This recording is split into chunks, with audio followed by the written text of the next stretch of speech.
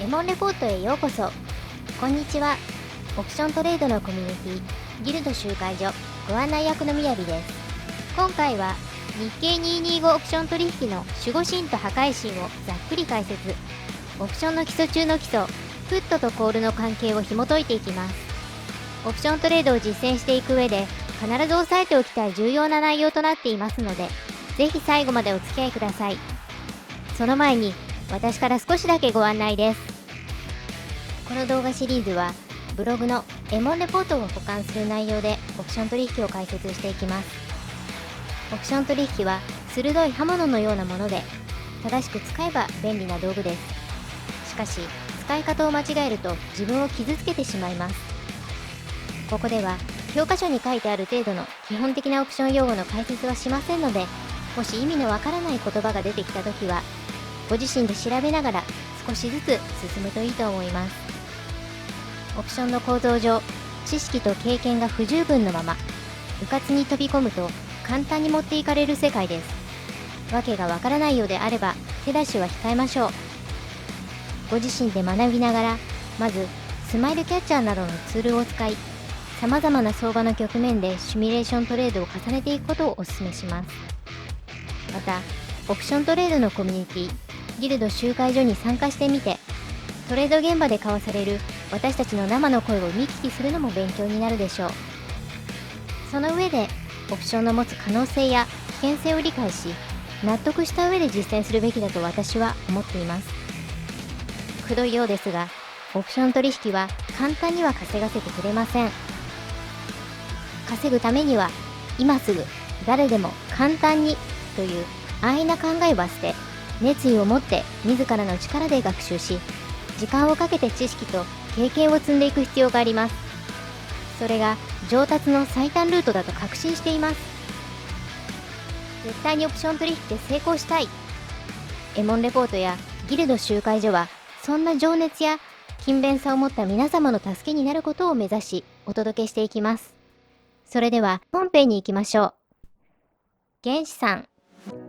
まず日経225オプションの基本的なところからおさらいをしていきましょう。日経225オプションの原資産は明確に日経平均株価です。しかし大人の事情でいろいろと使いにくいインデックスなので、私たちがオプショントレードを実践していく上で実質的な原資産は日経225先物となります。よって原資産というと日経225先物のことを指していると思ってください。原資産価格とストライク。前回の動画では流動性のあるオプションを使うと説明しました。では流動性のあるオプションとはどこのことなのでしょうか。まず原資産価格とオプションストライクの位置関係を確認しておきましょう。おおよそ先物原年に近いストライクをアットザマネーと言います。単にアットと言ったり略して ATM と表記します。おおよそというのは先物原年に対してどのストライクがアットとなるのか明確にはなかなか言えないからです。画像のように原資産である日経平均株価は 23,200 円ですが、先物の中心元月は配当金の権利落ちを織り込んでいるために 23,040 円となっています。先ほど申し上げた通り、日経225オプションの原資産は明確に日経平均株価ではありますが、オプショントレードの実践の場では日経225先物を原資産として扱っています。この場合アットはどこかというと 23,000 円もしくは 23,250 円のストライクのどちらかになります。結論的にはアットに明確な定義があるわけではないので、どちらをアットとしても構いません。トレーダーの感覚や相場の雰囲気によっても変わるでしょう。さあどんどん行きましょ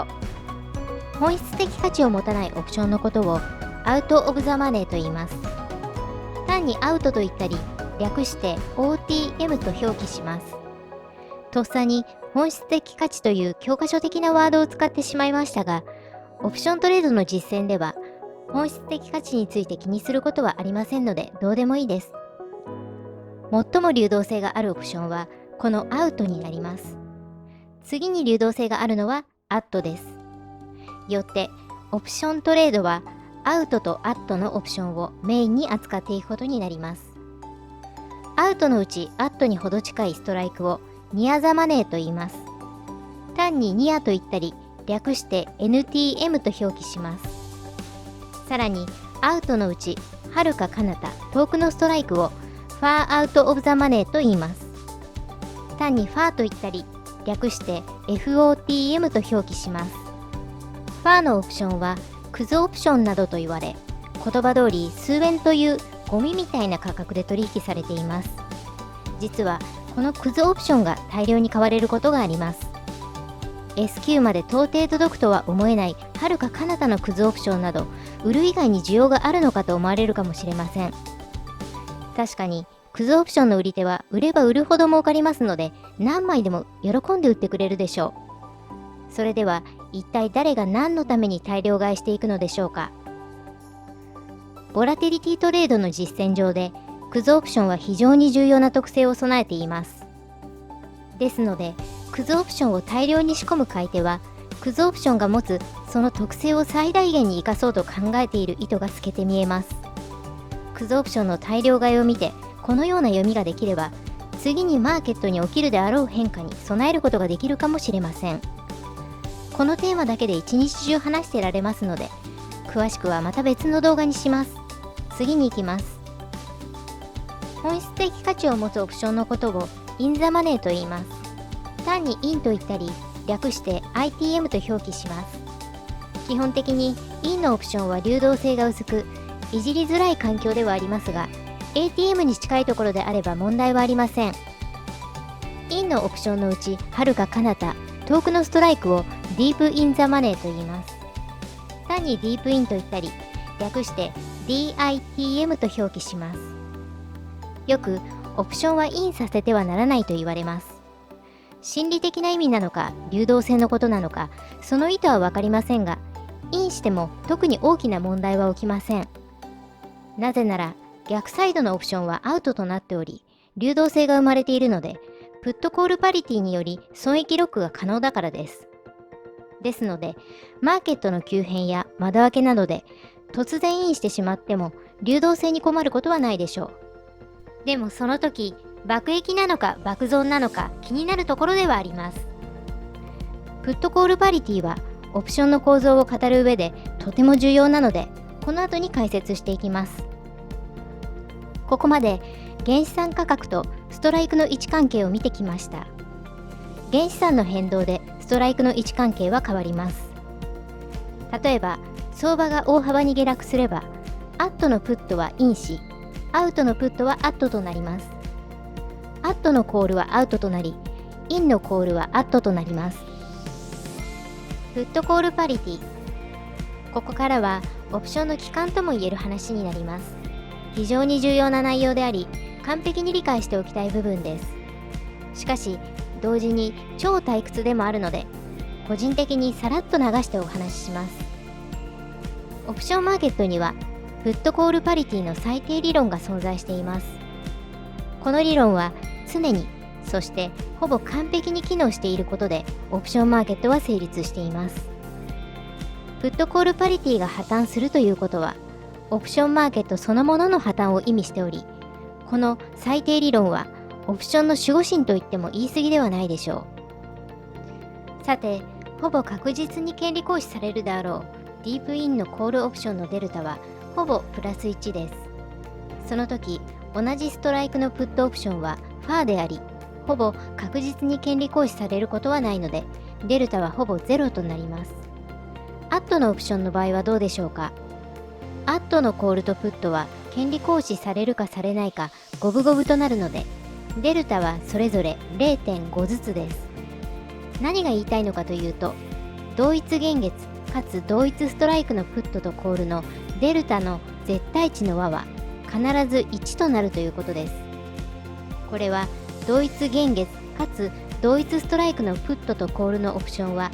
原資産ポジションの1単位とパリティであることを示しています。わかりやすく日本語に訳すと、オプションとは原資産ポジションをコールとプットに分解したものとなります。コールとプットは個ではなく対、表裏一体なのです。よって、プットとコールの IV は当然に同じ値となります。以下は、プットコールパリティの早見表になります。コールとプットは同一現月かつ同一ストライクでなければなりません。オプションマーケットには、プットコールパリティをもとにアルゴが走っており、最低機会が生じれば瞬時にさらっていきます。そして鞘は埋まり、プットコールパリティは維持されます。さて、ここでマーケットの大暴落が発生しました。アウトのプットを1枚売っていたのですが、あっさりとインとなってしまったケースを考えてみましょう。下落はどこまで進むかもわからず、この場合、とにかく損切りすることを決断したとします。しかし、インなので、板はスカスカで流動性は消失。これでは逃げるに逃げられません。相場は下げ止まらず、損失は膨らみ、気持ちは焦ります。しかし、そんな時は冷静になって、プットコールパリティを利用しましょう。プット売り1枚を逃がしたいわけですから、同一現月、同一ストライクのプット買い1枚を立てて、プットの縦玉の符号を打ち消せばいいことになります。プットコールパリティの早見表の一番上が、プット買いの等価式となります。プット買い1枚は、ミニ売り10枚とコール買い1枚と等価であるという意味です。つまり、ミニを10枚売って、同一現月、同一ストライクのコールを1枚買えば、プットを買ったことになります。プットがインしているわけですから、その裏、逆サイドのコールは同時にアウトとなっており、流動性は問題ありません。これで既存のプット売り1枚と新規建てのミニ売り10枚とコール買い1枚、3つの縦玉の合成グリークスはオールフラットとなります。この後のマーケットがどうなろうと、満期まで損益ロックされた状態となります。相場が落ち着いたタイミングで解消するといいでしょう。このように、オプションの守護神を活用した損益ロックの方法を、プットコールパリティのエスケープと言います。覚えておいて損はありません。しかし、プットコールパリティを前提として、オプションマーケットが機能維持されている以上、オプションの守護神は破滅をもたらす破壊神となり得ることも一緒に覚えておいてください。2020年2月に起きた究極的な相場で、実際にオプションマーケットは破綻し、私たちギルド集会所はそれを目撃しました。崩れた最低が戻らなくなることが現実に起こるのです。それでは今回の動画はここまでとなります。またお会いしましょう。